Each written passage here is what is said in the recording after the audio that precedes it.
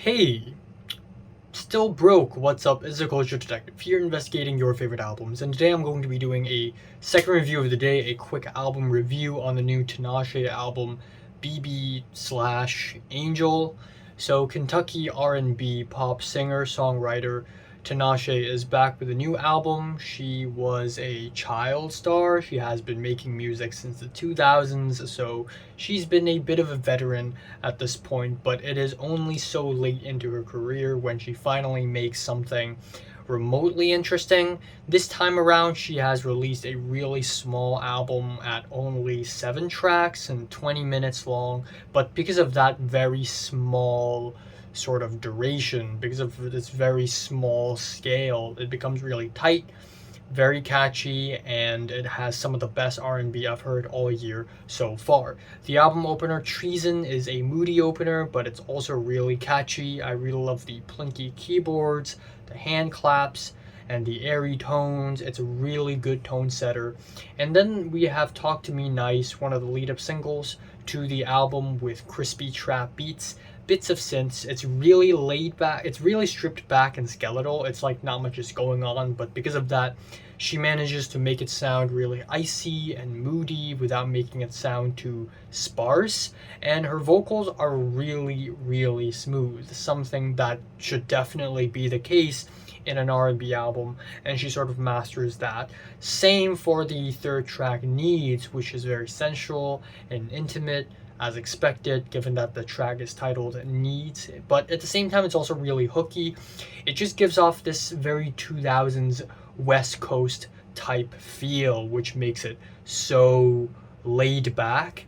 And then we have which is where the album does a bit of a nosedive, in my opinion. I don't think it's a good track at all.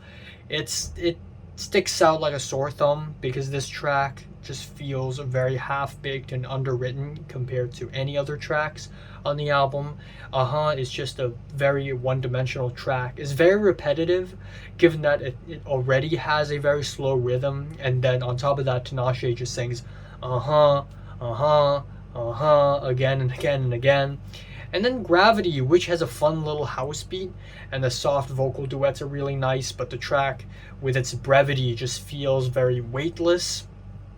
But the album ends off very strong with None of My Business, which is about being addicted to sexual connection, and we have some laid back kick drums and some vocal harmonies. It's very 2000s.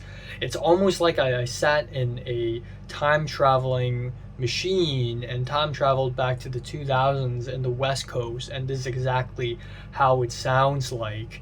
It's just got that very laid back, the world was simpler back then and all that shit type of feel to it. And finally, the album ends off with Tightrope, which I think has some really great production, a snappy club beat like it's a New Jeans song or something, but this time it's for adults, obviously, and her vocals sort of just glide over it very smoothly, and she sort of just mastered that smooth vocals that good R&B always has. So yeah, overall it's god damn it, my left eyelid is having spasms. Yeah, it's a really good R&B album, definitely one of the highlights of the year so far, and I'm feeling a strong 7 to a light 8 on this thing. So, have you listened to the new Tinashe album? Comments below, let me know. Subscribe if you want more, and thanks for watching. After this, I actually have 3 huge album reviews lined up. 3.